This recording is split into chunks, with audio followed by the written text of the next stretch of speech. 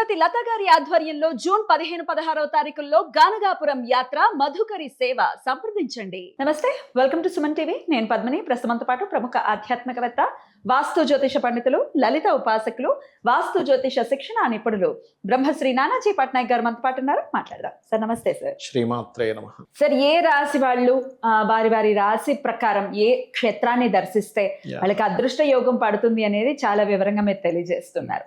మిథున రాశి, ఈ మిథున రాశి జాతకులు మరి ఏ క్షేత్రానికి వెళ్లాల్సి ఉంటుంది సార్? తప్పకుండా అండి. మిథునం వారికి ఉండే గొప్ప విషయం అని చెప్తాను. ఫస్ట్ ఆఫ్ ఆల్ ఏంటంటే వాళ్ళని ఎప్పుడు నేను నడిచే వికీపీడియాస్ అంటాను. అవును, వాళ్ళు చాలా తొందరగా నేర్చుకోగలుగుతారు. వాళ్ళకి ఏది ఒక గురువు ఉండి నేర్పాల్సిన అవసరం ఉండదు. వాళ్ళంతా వాళ్ళ ఓన్, అంటే వాళ్ళు సెల్ఫ్గా వాళ్ళకి వాళ్ళు ఇది అవ్వగలుగుతారు. సెల్ఫ్ మేడ్ పర్సన్స్గా చెప్పుకోవచ్చు. వాళ్ళు అంత గొప్ప ఇది మిథునం వారికి ఉంటుంది. లగ్నం అయినా అంతేనా సార్? లగ్నం మెయిన్ అండి. రాశి కంటే కూడా లగ్నం మెయిన్. మిథున లగ్నం. అయితే ఈ మిథున లగ్నంలో జన్మించాము అంటే ఫస్ట్ ఆఫ్ ఆల్ వాళ్ళు, మీరు ఎనీ మిథున లగ్నం చూడండి, వాళ్ళు చిన్నప్పటి నుంచి కూడా మదర్తో బాగా అటాచ్డ్గా ఉంటారు. అమ్మ మదర్ దూరం అయిపోద్దేమన్న ఒక తెలియని ఒక ఫియర్ ఉంటుంది వాళ్ళకి, మిథునం వారికి. మీరు గమనించండి. అయితే వీళ్ళు ఎప్పుడు కూడా వీళ్ళ పూర్వజన్మ కర్మ సంబంధం ఉంటుందండి. ఇప్పుడు క్షేత్రం గురించి అడిగినా కూడా పూర్వజన్మ కర్మ తొలగడానికే. యాక్చువల్గా అసలు పూజ ఎందుకు చేయాలంటే, పూజ అంటే పూర్వజన్మ వైభవాన్ని ఇచ్చేది పూజ. దేవుణ్ణి ఎందుకు స్మరించాలి అంటే మనం అందరం కృతజ్ఞులం దేవుడికి. కృతజ్ఞత తెలుపుతూ పూజ చేయడం కానీ ఇవన్నీ కూడా. క్షేత్ర దర్శనాలు ఎలాంటివి అంటే, మన లైఫ్లో ఏవైతే చాలా పెద్ద పెద్ద గండాలు ఉన్నాయో, చాలా పెద్ద, అంటే ఇంకా అసలు ఇది మారదు అనుకునేవి మనం చూడండి.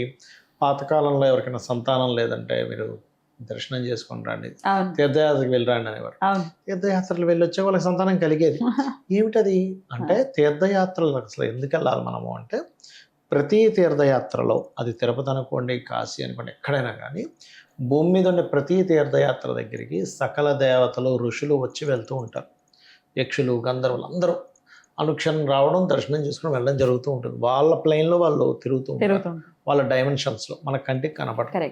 అలా వచ్చినటువంటి వారు, వీళ్ళు ఎవరైతే భక్తిగా అక్కడికి వచ్చి భక్తిగా సేవించుకుని మళ్ళీ వెళ్తుంటారో వాళ్ళు చూసి వాళ్ళు కరుణిస్తారు, వాళ్ళు ఆశీర్వదిస్తారు. మెయిన్గా ఈ దేవతా క్షేత్రానికి వెళ్ళిన క్షేత్ర మహిమతో పాటు అలా దొరుకుతుంది, వాళ్ళ అనుగ్రహం దొరుకుతుంది. ఎవరో సిద్ధులతో ఎవరిదో ఒకరిది అనుగ్రహం కలిగి వీళ్ళకి సంతానం కలుగుతారనే భావనతో వెళ్ళమని చెప్పేవారు. ఆ రకంగా ఇప్పుడు ఈ మిథునం వారు కనుక చూసుకుంటే, ఫస్ట్ ఆఫ్ ఆల్ అసలు వీళ్ళ కర్మ ఎక్కడ పెరుగుతుంది, పూర్వజన్మ కర్మలు ఏ క్షేత్రానికి వెళ్ళి తగ్గుతాయి అంటే, వీళ్ళు ఎప్పుడు కూడా, మిథునం అంటే తెలివి కదా, వీళ్ళు ఎప్పుడు మైండ్ అంటే మాట ఆవేశం లేకుండా జీవించడం ఎక్కువగా వీళ్ళు ప్రాక్టీస్ చేయాలి. ఏమాత్రం వీళ్ళు గొడవ పెట్టుకోవడము, ఆవేశపడము చేస్తే తపశ్శక్తి అదేదో దుర్వాసుడికి ఇలా ప్రతిసారి పోతూ ఉన్నట్టుగా పాపం వీళ్ళ పూర్వజన్మ కర్మ నెగిటివ్ యాక్టివ్ అవుతుంది. అగ్రెసివ్గా ఏ పని చేసినా, అగ్రెసివ్గా మాట్లాడినా, గొడవలు పెట్టుకున్నా వీళ్ళ పూర్వజన్మ కర్మ నెగిటివ్ యాక్టివ్ అవుతూ ఉంటుంది. అయితే దీనికి ఏంటి, ఏ దేవత ఆరాధన అంటే కాళిక అమ్మవారి ఆరాధన. అంటే లలిత చేసుకోవచ్చు, కాళిక. ఈ క్షేత్రాలకు వెళ్ళడం, లేదా ఆంజనేయ స్వామి క్షేత్రాలకు వెళ్ళడం వీళ్ళకి బ్రహ్మాండంగా పనిచేస్తుంది. ఆ అగ్రెషన్ కూడా కంట్రోల్ అవుతుంది. అంటే మిథున రాశి వారికి మనం వింటూ ఉంటాము, చాలా అగ్రెసివ్ వీళ్ళు, చాలా ముక్కు మీద పూర్వజన్మ వాసన అండి అది. ఎందుకంటే మనకి ఏదైనా ఒక ఆర్ట్, ఒక బొమ్మలు వేయడం వచ్చినా, ఒక భక్తుడిగా మారిన, కోపంగా ఉన్నా, మా వంశంలో ఎవరికి లేదండి, ఏంటో వీటికి ఎలా వచ్చిందో అంటారు. అదంతా పూర్వజన్మ వాసన. ఆ పూర్వజన్మ వాసన వల్లే ఈ జీవుడు ఈ రకంగా ప్రవర్తిస్తూ ఉంటాడు. దాన్ని మనం లగ్నంలో చూసి ఒకే లగ్నానికి ఏ సంబంధం ఏర్పడింది అనేటువంటిది చెప్తూ ఉంటాం. మీకు అంతదాకా ఎందుకు, ఇప్పుడు మిథున లగ్నం వాళ్ళు చూస్తుంటారు కదా, వీళ్ళకి ఒక 15 days నుంచి, ఆల్మోస్ట్ 15 days 1 week నుంచి మిథున లగ్నంలో పుట్టిన ప్రతి ఒక్కరికి కూడా ఇప్పుడుండే కండిషన్లు ఎంతో కొంత భుజాలు పట్టుకోవడం, బాడీ పెయిన్స్ ఉంటాయి. మీరు కామెంట్లో చూడొచ్చు, కావాలంటే పెడతారు. ఇప్పుడున్న కండిషన్లు అదంతా. ఇప్పుడు కుజుడు వీళ్ళకి పూర్వజన్మ కర్మకారక ప్లానెట్, ఆయన వచ్చేసి మేషంలో కూర్చున్నాడు, 6th లార్డ్ ఇస్తాడు. చూడొచ్చు ఎనీ మిథున లగ్న ఈ వీడియో చూసే ఎవరైనా సరే కమెంట్ చేయొచ్చు. ఖచ్చితంగా. అంటే ఎనర్జీ లో అవ్వడం కానీ, దెబ్బలు తగలడం కానీ, బాడీ పెయిన్గా ఉండడం కానీ, లేకపోతే చేతులు ఏదో పట్టేయడం కానీ, బాడీలో ఏదో ఒక పార్ట్ పట్టేసినట్టుగా ఉండడం కానీ ఖచ్చితంగా జరుగుతుంటుంది ఈ టైంలో మిథునం వారికి. Because of Mars 6th lord లాభంలో ఉన్నాడు కదా అనిపించవచ్చు. లాభంలో ఉన్నది స్పోర్ట్స్లో వాటిలో లాభాన్ని ఇస్తాడు. కానీ ఆయన పూర్వజన్మ కర్మకారక ప్లానెట్ అగ్నితత్వ రాశిలో ఉన్నాడు. మీరు చూడొచ్చు కావాలంటే. అమ్మో. ఇంతలా చెప్పచ్చు, ఇంత మైన్యూట్ విషయాలు కూడా. చెప్పొచ్చు. Amazing sir. మరి ఇంతకీ వీళ్ళు ఏ క్షేత్రాన్ని దర్శించాలి? ఏ క్షేత్ర దర్శనము అంటే కాళిక, అంటే కలకత్తా కాళీ దర్శనం చేసుకోవచ్చు.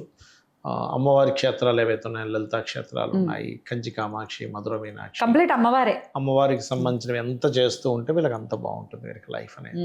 నక్షత్రాల వారీగా ఒకసారి చెప్పండి సార్. నక్షత్ర అంటే మీరు అది చెప్తూ ఉన్నారు కాబట్టి మృగశిర 3-4 ఉంటుంది. మృగశిర 3-4 వాళ్ళు ధ్యానం అంటే యాక్చువల్గా ఏంటంటే నక్షత్రం అనేటువంటిది మీరు ధ్యానం చేసుకోవడానికి మనసుకు సంబంధించి, మనసుతో మనం ఏం చేస్తాం, ధ్యానమే చేస్తాం. మనసు లగ్నం చేసి పూజ చేస్తాం, అన్నీ చేస్తాం, మనసు అన్నిటికీ లగ్నం అవ్వాలి.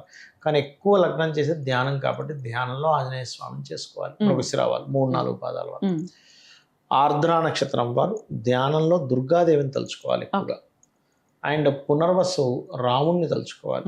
పునర్వసు నక్షత్రం వాళ్ళు రాముడు కానీ దత్తాత్రేయుడిని కానీ, అంటే ఏమీ లేదు, ఉదయం నిద్ర లేచిన వెంటనే అలాగే మంచం మీద కూర్చొని అలాగా ఆ మూర్తిని ఇక్కడ ధ్యాస పెట్టి అలాగా ఆ మూర్తిని చూస్తూ ఆ మూర్తిని చూడడంలోనే ఆనందం పొందుతూ ఆ నామస్మరణ చేయాలి. అయితే అమ్మవారికి సంబంధించినటువంటి ఏ క్షేత్రాన్నైనా దర్శించాలి అని చెప్తూ ఉన్నారు. పెద్ద పెద్ద క్షేత్రాలకు వెళ్ళి దర్శించవచ్చు. ఈ గ్రామ దేవతలు ఎట్లాంటి పవర్ని ఇస్తారు సార్ మిథున రాశి వారికి? ఇక్కడ ఏం లేదండి, గ్రామ దేవతలోనే అదే పరమాత్మ ఉంది. ఇక్కడ ఎలా అంటే ఇప్పుడు చెట్టు ఉంది, చెట్టు మొదలు ఇంతలా ఉంటుంది, పైగలుతున్న అబ్బది సన్న పువ్వు, పుష్పం, ఎండింగ్, ఆకు అన్నీ ఒక చెట్టు నుంచి వచ్చాయి. కాకపోతే మనం దీన్ని పిందె అంటున్నాం, ఆకు అంటున్నాం, పండు అంటున్నాం, పువ్వు అంటున్నాం, శాఖ అంటున్నాం, కింద ఉండేటువంటి బెరడు అంటున్నాం. కానీ అన్నీ ఒక విత్తనం నుంచి ఎలా వచ్చాయి? ఒకే పరమాత్మ ఆయా రూపాల్లో ఇక్కడ గ్రామదేవతగానే వెళ్ళిపోయాడు, ఇక్కడేమో ఇంకో గురు స్వరూపంలోకి వచ్చాడు, ఇంకో రూపంలో వచ్చాడు, అలా స్ప్రెడ్ అయ్యాడు ఆయన.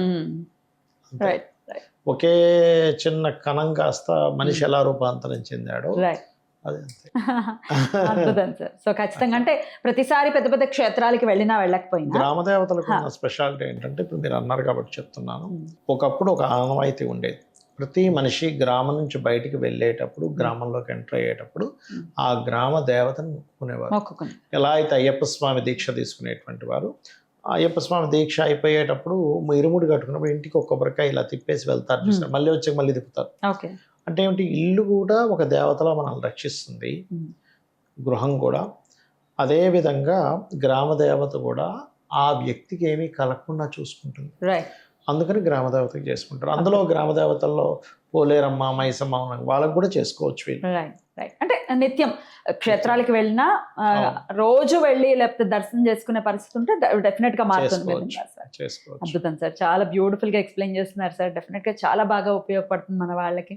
ఏం చేయాలో తెలియట్లేదు, అగమ్య గోచరంగా ఉన్న వాళ్ళకి చాలా బాగా ఉపయోగపడుతుంది సార్. అందుకు కృతజ్ఞతలు తెలియజేస్తూ ఇక నెక్స్ట్ వీడియోలో కర్కాటక రాశి గురించి తెలుసుకుందాం. Thank you sir. నమస్తే. శ్రీమాత్రే నమః.